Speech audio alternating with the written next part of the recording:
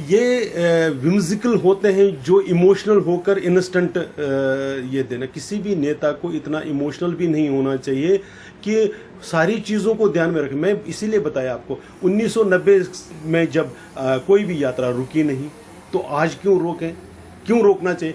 आपको नहीं जाना है आप नहीं जाइए, लेकिन आप सिर्फ अपनी एक इमोशनल उसको सरचार्जड माहौल में सिर्फ अपने न्यूज़ में आने के लिए आप ऐसे स्टेटमेंट देना नहीं उचित नहीं है।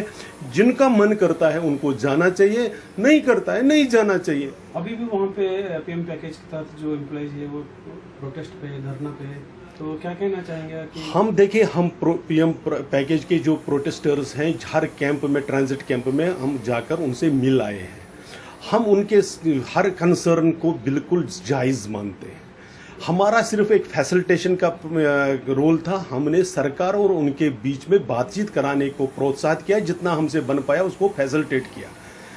ये सिक्योरिटी, क्योंकि उन्होंने हर दिन जॉब करने जाना है, उनको वहाँ पर रहना है, उनको कैसे अपने आप सुरक्षित महसूस करेंगे ये उनको तय करना है और सरकार को उसको सुनना है। वो बातचीत होनी चाहिए, उसमें दोनों जब तक इकट्ठे बैठकर तय नहीं करेंगे उसमें बाहर वालों को बोलना उचित नहीं है। वहाँ की जो आम गरीब जनता है, घोड़े वाला है, पिट्ठू वाला है, बाकी सारे, उनके जीविका का भी एक साधन है। इसलिए इसके सिर्फ एक पहलू से ही नहीं देखा जा सकता है। डिवोटी जो अपना होता है वो तो यात्रा करके अपने आध्यात्मिक दृष्टि से उसको देखता है, लेकिन इसका समाज में, क्योंकि ये इसका इकोनॉमिक और सामाजिक प्रभाव भी बहुत ज़्यादा है, इसलिए सरकार इस इम्पोर्टेंस, इन यात्राओं की इम्पोर्टेंस को समझती है, इसलिए उस पर बढ़ चढ़कर खर्चा भी करती है, सुरक्षा को एंश्योर करती है। मुझे विश्वास है खासकर आज की जो हमारी सरकार है, ये कोई ऐसी चूक नहीं रखेंगे जिससे यात्रियों को कोई खतरा।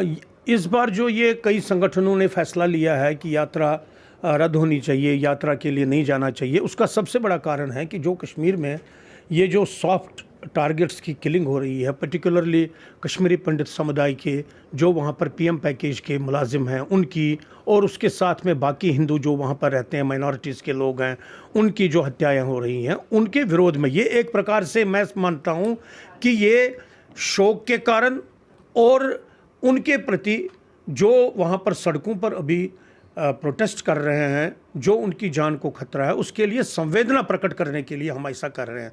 दूसरा, जब कोई मेला होता है तो उस वक्त इस तरह की घटनाएं जैसे अभी हुई हैं वो भी कोई मामूली घटनाएं नहीं हैं, और जब मेले होते हैं, जब इस तरह के लोग जमा हो जाते हैं, उसमें खतरा ज़्यादा पैदा हो जाता है।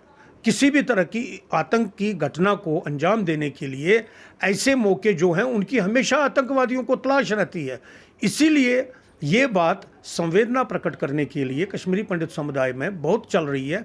हर जगह इस बात पर चर्चा चल रही है कि क्या इस बार हमने माता खीर भवानी, जो हमारी आस्था का बहुत बड़ा केंद्र है, हमारी सांस्कृतिक परंपरा का एक बहुत बड़ी धरोहर है, और हम ऐसे मामले में बहुत ही संवेदनशील है। पिछले 2 साल से ये यात्रा नहीं हुई, उसका कारण कोविड था, लेकिन इस बार मामला कुछ और बन गया है, क्योंकि कश्मीर में जिस तरह के हालात हैं, कभी भी कुछ भी हो सकता है। ये हमने पिछले 2-3 वर्षों में अपनी आंखों के सामने देखा, और पर्टिकुलरली पिछले 2-3 महीनों में जिस तरह से लोगों को मारा गया, वहाँ पर माइनॉरिटीज़ की किलिंग हुई।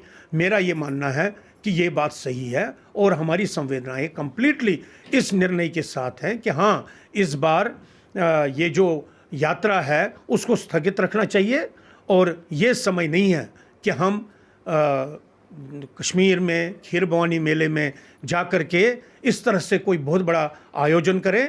अच्छा रहेगा कि हम इससे दूर रहें।